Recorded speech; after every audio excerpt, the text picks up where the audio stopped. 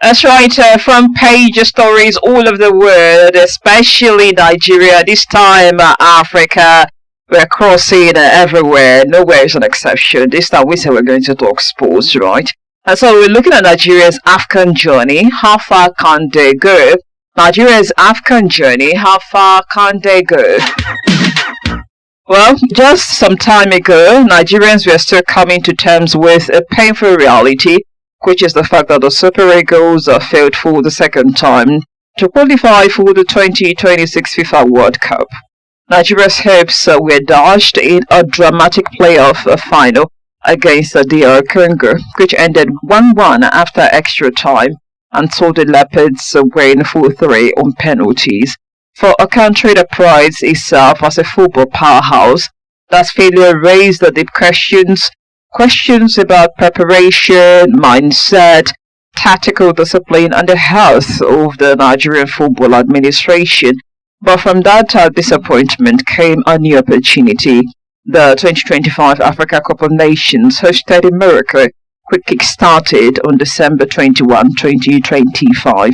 The Super Eagles were placed in Group C alongside Tunisia, Tanzania, and Uganda.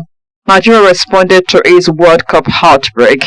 They opened the tournament with a 2-1 win over Tanzania and then claimed a notable 3-2 victory over Tunisia, a team with a strong North African pedigree. They capped the group with a 3-1 win over Uganda, completing a perfect 3-0 record in the group stage. Now, having carried out that momentum into the knockout round, Nigeria delivered an emphatic 4-0 victory over Mozambique in the round of 16, matching their highest single tournament goal tally last seen in AFCON 2000 with 12 goals in 4 matches. This brings us to the quarterfinals, where the Super Eagles face a stern test against Algeria, a team with its own proud history in African football. The winner of this tie will move to the semi-finals and remain in contention for the title that Nigeria last won in 2013. To fully appreciate this journey, we must also recall Nigeria's legacy at the tournament. The Super Eagles are 3-time AFCON champions, having lifted the trophy in 1980, 1994 and 2013, and are tied with Egypt for the most podium appearances in Africa's premier football competition. So today we ask, how far can this Super Eagles team go in Morocco? Can they redeem national pride after World Cup disappointment? Can they overcome another North African powerhouse like Algeria, their opponent in the final of 1980? What tactical, mental and personal factors will determine their fate in the quarterfinals and beyond? Years later, can they bring the team home? That's our focus in today's discussion segment. My name is Njideka, co-anchor is here, and of course we are being joined by our sports host and of course analyst Michael Odenigbo. Michael, welcome to the show, and I think it's good to say Happy New Year. Happy New Year to you, and it's good to be back here again. Right. Let's talk about this particular team, because we know we were quite disappointed the last time they were actually kicked out of the World Cup qualifiers by a team that some people actually questioned their competence. That's talking about DR Congo. But we have moved past that, and now we are here. Let's go back to that qualifier before we proceed with what is going on in AFCON. We're looking back now, what do you think went wrong in terms of that qualifiers in the World Cup? Well, I think basically one thing that has changed from how we performed in the playoffs to how we are performing at the African Cup of Nations is perhaps the mentality of the team. I think the Super Eagles, as at the time of the playoff, didn't go into the game with the right mentality. Of course, we cruised past Gabon comfortably, but against DR Congo, I think they kind of thought they already have the job done, not knowing that sometimes you have to also talk the talk on the pitch besides talking it outside the pitch. So I think they underrated DR Congo, and that's what cost us the World Cup ticket. And going into the AFCON, they seem now to be playing with the mentality of not underrating any team, and of course with the mentality to give 100 and perhaps 110% if that's what it takes, because obviously that's what we've seen so far from the 4 games that the Super Eagles have played at the African Cup of Nations. So I think there's a shift in mentality. I think that for me that's the big difference in the approach to the qualifications for the World Cup and in the approach of winning their 4th African Cup of Nations title. And that's quite something to note. The fact that they do not underrate the teams anymore. Are there other things tactically now beyond not underrating teams? Because I know some of the problems being identified is always about, okay, maybe the midfield is lacking or they're lacking something in the midfield. Tactically now, have we improved? When you compare it to how they played tactically during the qualifiers for the World Cup, is anybody not getting it right as far as the tactics are concerned? Are they passing the ball frequently? Are they possessing it more, or are they being defensive? What actually is going on as far as tactics are concerned? Well, tactically, the coach, Eric Chelle, has always insisted that he prefers a possession-based style of football. And I think he has been working on that since he came in as the head coach of the Super Eagles. And I think with time, he has been able to, would I say to a certain extent, perfect, that possession-based style football and attacking football that Eric Chelle has always talked about. And it's interesting to see the players actually also doing their best to adjust, to the new style of play under the coach. So tactically, I think there's been a massive improvement, from the coach's perspective and also the players' perspective. There was a time that Nigerians were complaining bitterly about how boring the Super Eagles play is. And Eric Chelle seemed to be, I think, of the school of thought that thinks that we need to make our game much more, attractive and much more presentable to the eye to watch, apart from getting the desired results. And obviously, I think it is beginning to set in. Nigeria are playing better, holding on to possession, passing the ball better, and always on the front foot of attack from what we have seen so far at the African Cup of Nations. So tactical wise, kudos must be given to the coach, Eric Chelle, for imposing this commanding and of course possessive approach to play for the Super Eagles of Nigeria, which the players have adapted to very well as far as the 4 matches we've seen so far at the African Cup of Nations is concerned. Well, what about in the area of the team spirit, like the oneness that is existing amongst the Super Eagles? Do you think that there is quite, should I say, a surge when it comes to the team spirit that is existing with them, putting it side by side with the spirit they used for the FIFA qualifier, and of course the team spirit that is existing within them during this AFCON play? I think, talking about team spirit, the Super Eagles have always, demonstrated that they are one. They've always shown that it's one for all for one.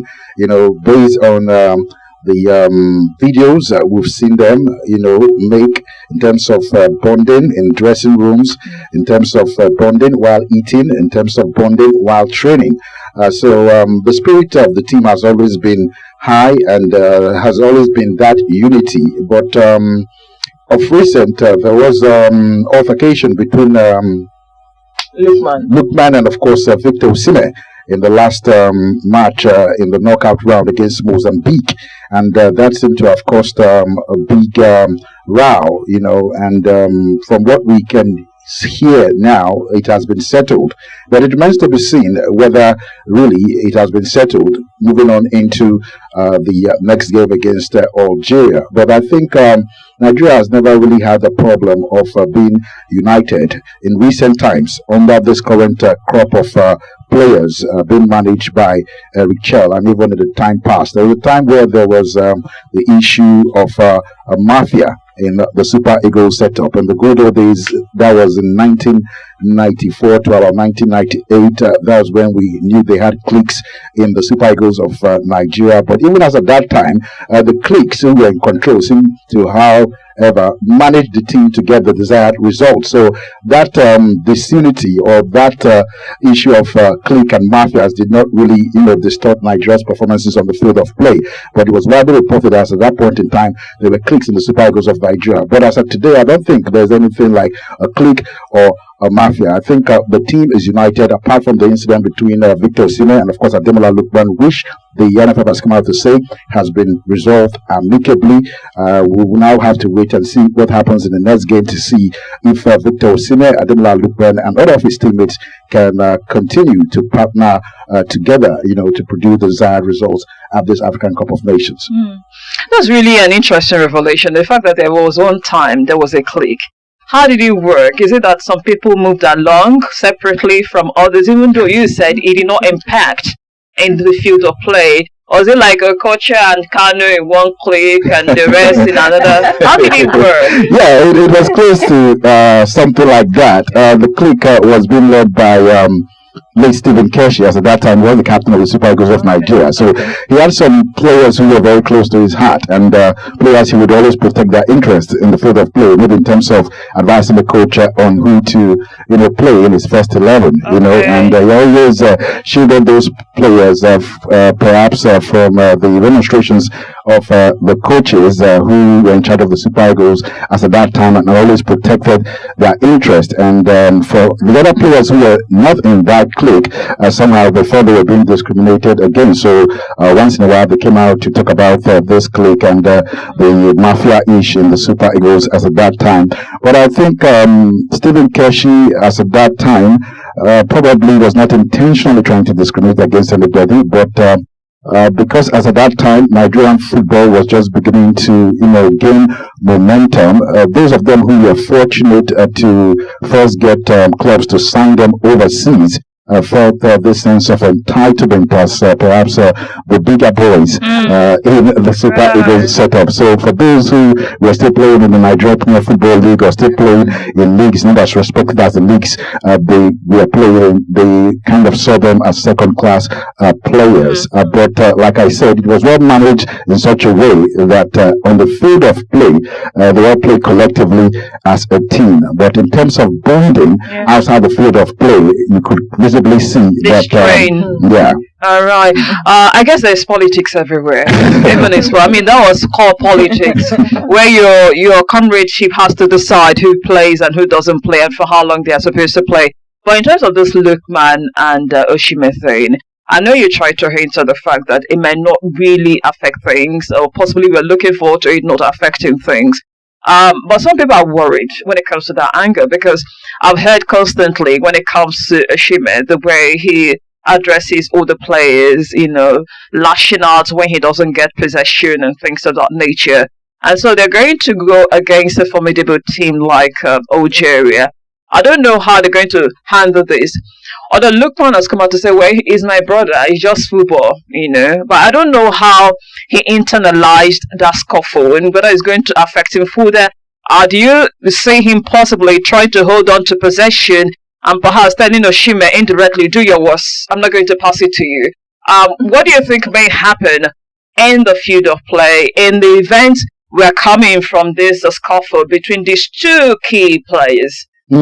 Well, going by what Ademola Lookman said, I'll start from Ademola Lookman's perspective. He doesn't seem that he's going to perhaps continue to be a little bit selfish, quote and unquote, like Adidos reported, and like I kind of also saw when I watched the game. I think for him, he clearly stated that it's football, and sometimes in football, the passion you have for the game might bring out the best in you or bring out the worst in you. So he saw it as that kind of situation, and he is also very willing to douse the tension. As a matter of fact, after the game, he was the first to post a picture of him and Victor Osimhen with the caption "Together, always," carrying Victor Osimhen on his back. So that clearly suggests that he is decent enough or sensible enough or reasonable enough to understand that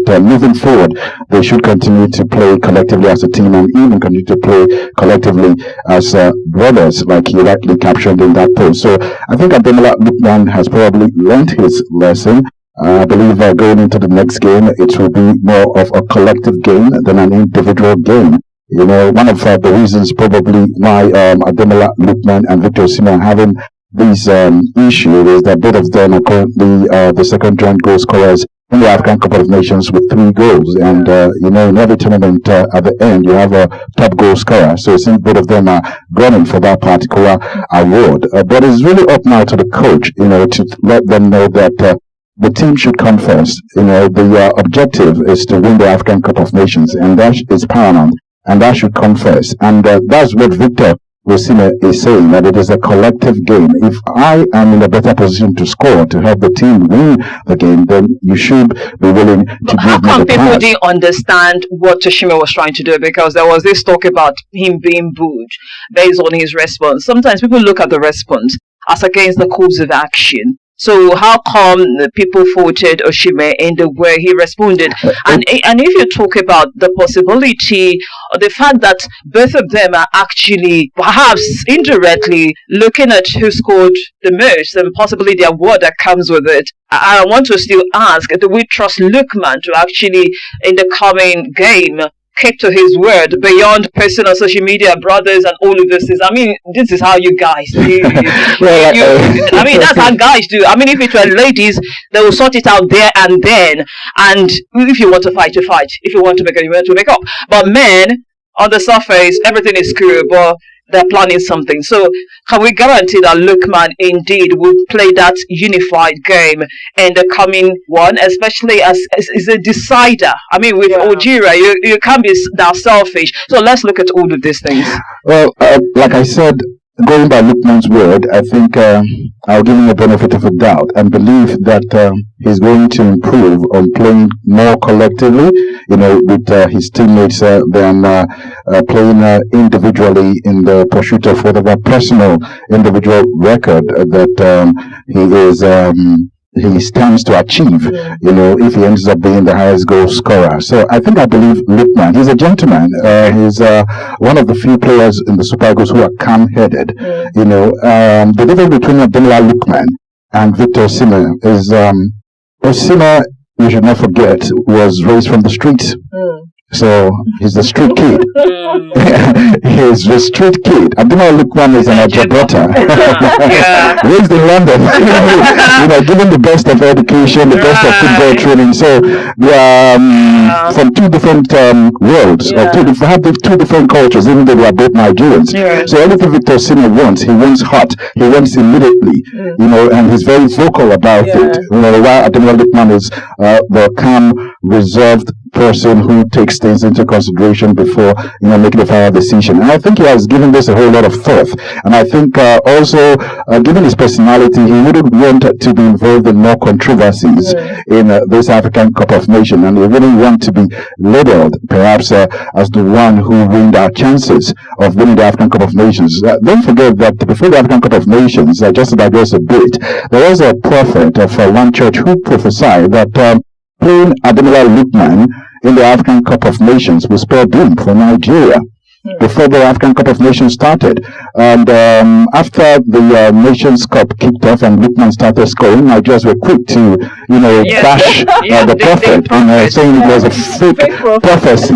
You know, but looking at the recent, you know, developments now as it concerns this row between Victor and the Ademola Lookman, Nigerians are perhaps also looking at it from another angle. It's perfect right after all. So you can see that Ademola Lookman has a good understanding of all these things and what's going on. So I think he's going to be more careful, and most importantly, I think he's going to try to do his best to play more with his teammates. Victor Osimhen is under a whole lot of attack from Nigerians because of the manner of his approach. Yeah. Everybody knows Victor Osimhen is a selfless player and a passionate player and someone that wants to achieve a lot, not just individually, but for Nigeria. I think if you look at all the players in the Super Eagles, on the field of play, when he's playing, unless he doesn't play, he's the one who gives it 110%. He wants to really achieve things for the Super Eagles and also achieve things for himself. However, his hot blood, based on his Ajekbako lifestyle or his street brought up lifestyle sometimes gets in the way of his better sides, and that's exactly what we saw. But again, it lies on the coach, to ensure that this doesn't happen. And peradventure, it happens. It also lies on the coach to do the needful by bringing out any player, against Algeria that fails to play collectively with the team. So I think this also is beyond whether Victor Lookman are willing to cooperate together on the field of play. The power to actually resolve this lies entirely in the hand of the coach. And moving forward, I would have also expected the coach to mandate Victor Osimhen to also come out publicly and address this issue and let Nigerians know that it's over. And of course, him and Lookman are on good terms now, and they are looking forward to have a good game against Algeria. I think that would do a whole lot of good in dousing the tension and perhaps dousing the backlash that many Nigerians have been dishing on Victor Osimhen because of his perceived arrogance and perhaps this self-centeredness that Nigerians are complaining about Victor Osimhen. Not just because of this dispute or row in the AFCON Cup of Nations, but even in the beginning of the World Cup qualifiers, Victor Osimhen was accused by the then coach Finidi George of pulling out of the national team in their first round of qualifiers because he said he had an injury. As at that time, Victor didn't even say he had an injury. He said he had pulled out. And Victor Osimhen came out on social media and lambasted Finidi George. Someone as experienced as Finidi George, someone who played the game before you, who showed you what the game was all about. Your coach, for that matter, used all manner of foul languages on Finidi George, claiming that he sent him a text message that he was injured, and that was why he pulled out of the World Cup qualifiers at that time. And that cost us also somehow our place in the World Cup, because a lot of people believe if Victor Osimhen had played in those games, perhaps Nigeria would have gotten the results that would have taken us to the World Cup. All right.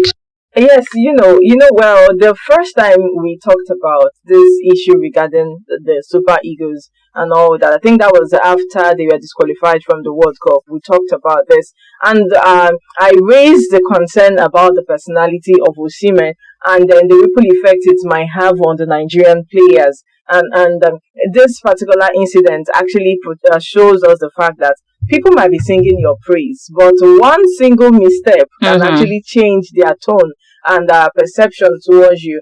And you said something. You said the coach should mandate Osimhen to, talk to the public and address this particular issue, which raises the question of if the coach had to be the one to mandate Osimhen to, address this particular issue publicly.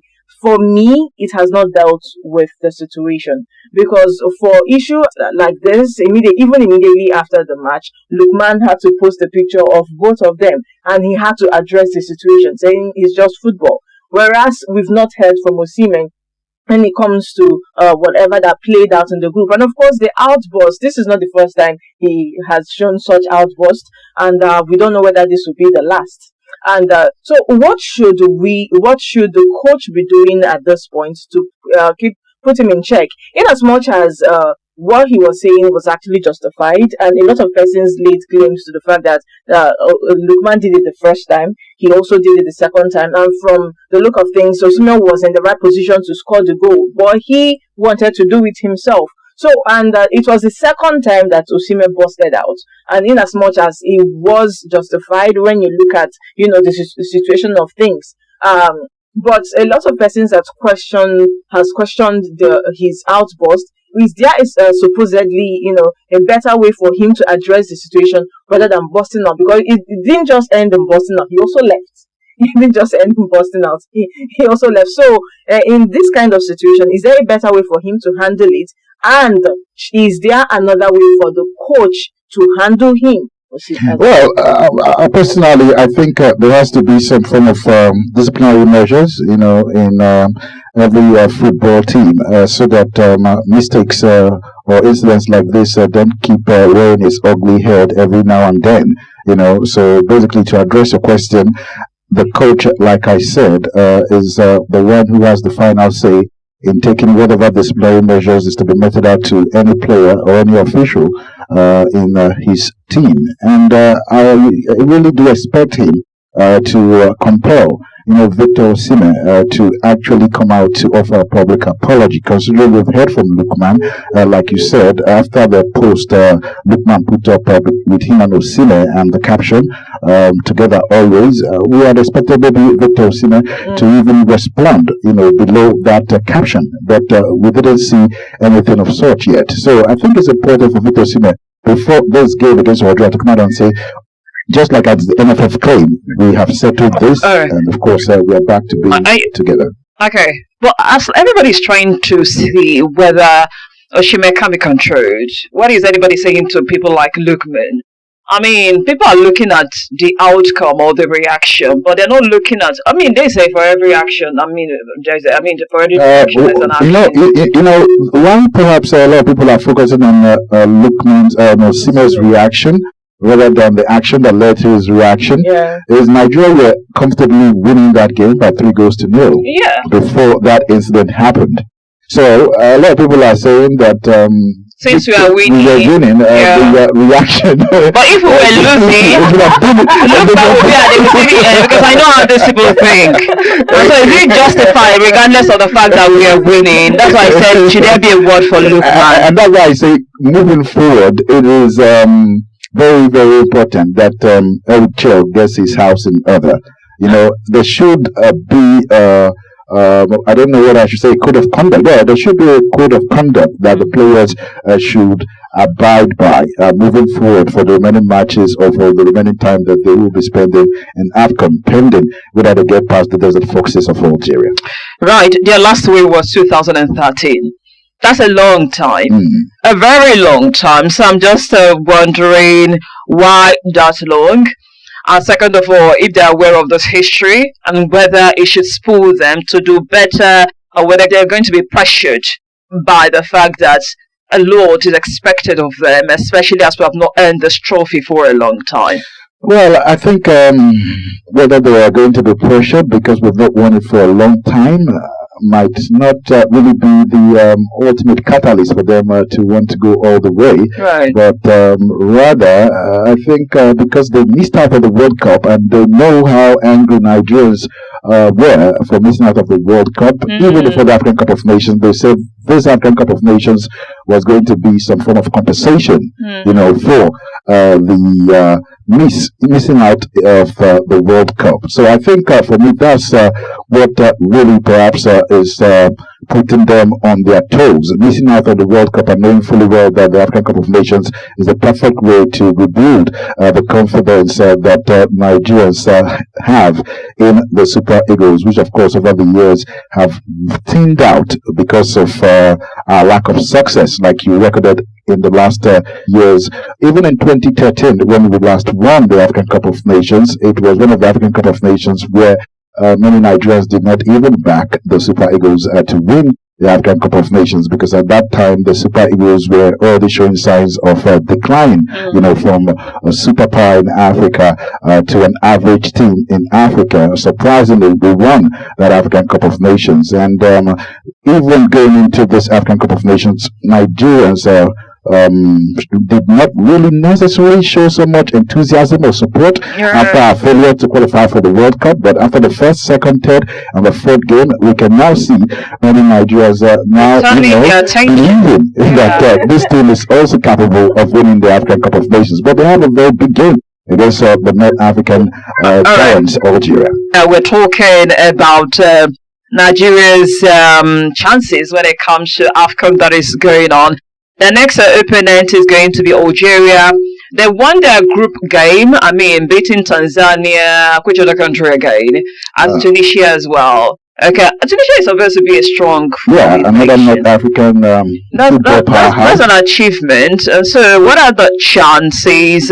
And of course, our analyst and sports presenter Michael Demefuna has been telling us what is going well for the team in terms of their mentality, in terms of what Eric Chelle has been able to do, putting up some sort of formidability among the team players. He's also expressing hope that regardless of the scuffle that happened between Lookman and Osimhen, he sees them still doing well in their next game. And of course, he's saying that he doesn't think there'll be pressure given the fact that we have just won this last time in 2013.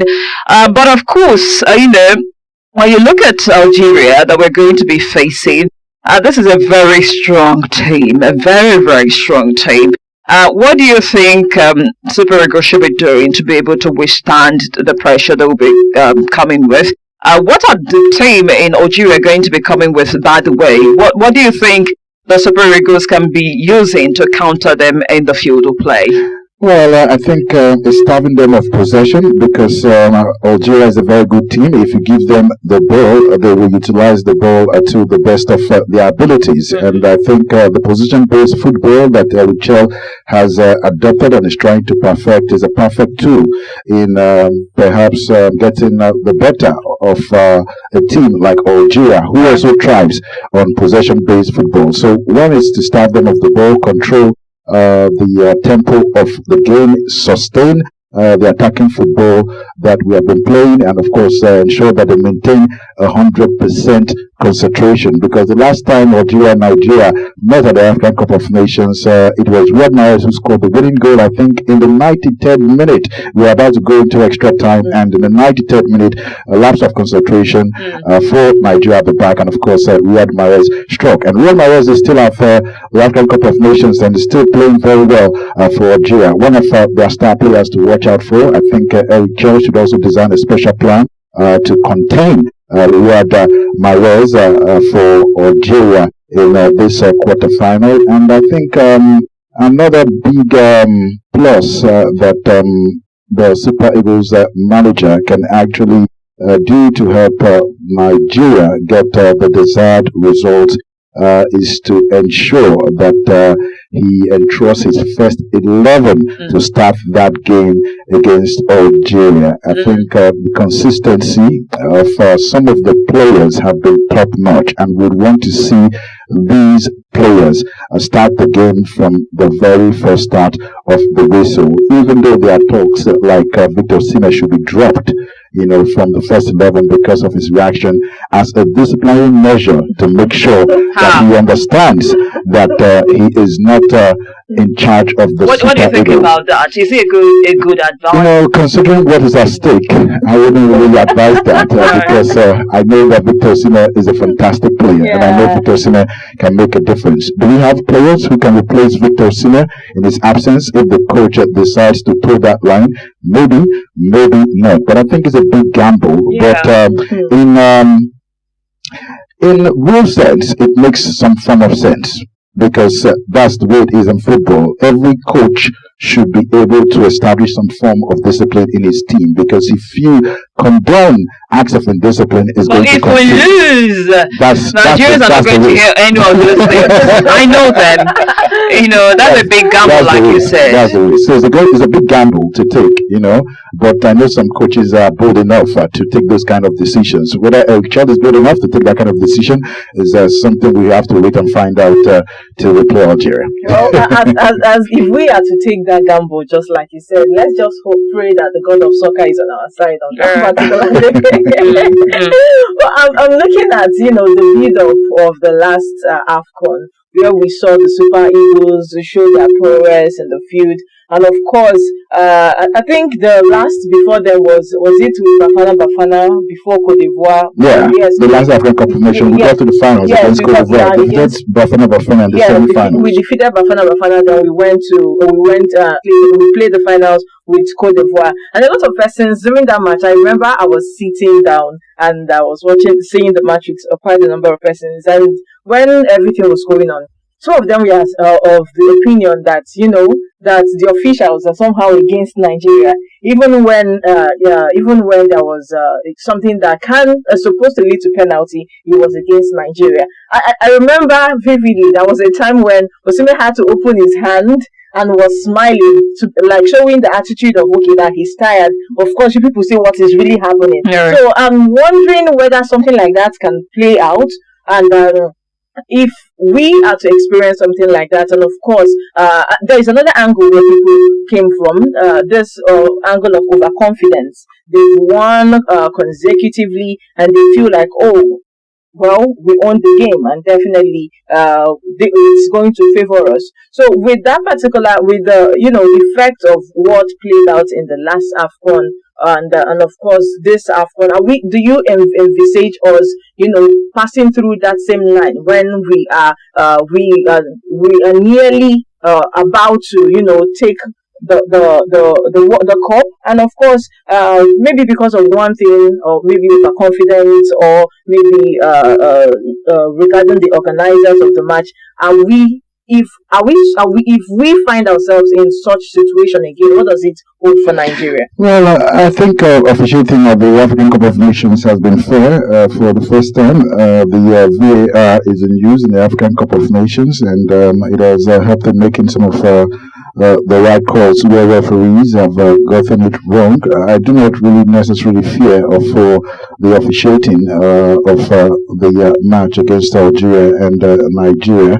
I think the referees have been professional to the best of their abilities, but rather I'm afraid of the opponent. I think I'm more focused on the threat of the Algerian national team. This match is a match between the two best teams in the African Cup of Nations so far. Based on statistics, both of them won all 4 games played so far in the African Cup of Nations. They are the only 2 countries who have won all 4 games in the African Cup of Nations in Morocco. Nigeria has the best attack, scoring 12 goals in those 4 games. Algeria has the best defense, considering 1 goal and scoring 8 goals in those 4 games. So it's a battle between the 2 best. They shouldn't have messed themselves. Maybe Nigeria could have tried DR Congo again. I would have preferred. But they have been knocked out. I would have preferred DR Congo. Really, I would have preferred Nigeria to have played DR Congo. The Algerians and North Africans, they are very, very tricky, very, very clever, and they have this European-based style of approaching football. Nevertheless, I think the Super Eagles have also shown that they are up to the task. It's going to be a difficult game to call, but as a Nigerian, of course, I'll be supporting the Super Eagles to get past the Desert Foxes of Algeria. And it does look like for Nigeria to win this African Cup of Nations, if they do get past the Desert Foxes of Nigeria, they might also have to win another North African team to qualify for the final. And I also have a feeling that in the final, if Nigeria gets to the final, it's still going to be a West African and North African affair. So it can only get much more difficult because teams like Morocco and Egypt are still in the competition alongside Cameroon and of course Senegal. So it's just the beginning of the journey for me. So Nigeria shouldn't really get too carried away, and the Super Eagles also should not get carried away. Yeah. Well, you and your team, you've been talking about it on Sports Extra, and White is also here. You have been watching the AFCON for a long time. White, what have you noticed so far? What do you have to say about the game so far? What are you looking forward to as they face Algeria in the coming days? Rightly, like you pointed out, I've been following the AFCON since it started, and I'm looking forward to seeing Nigeria win. At least they should fulfill the promise they gave us when they lost out on the opportunity of going to the World Cup. They promised us the AFCON, and we are all looking forward to see them win the the AFCON. Then going to the game between the both Nigerians, because we all look similar. Nigeria. I'll give the both teams 50-50% chances, just like Michael pointed out.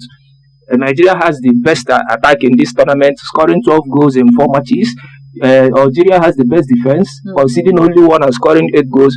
So it's going to be whatever we see that day will take. But I pray it goes our own way and we get our wish to get to the final and win the AFCON. You know, Michael said something about they are being spoiled by their loss in terms of qualifying for the World Cup.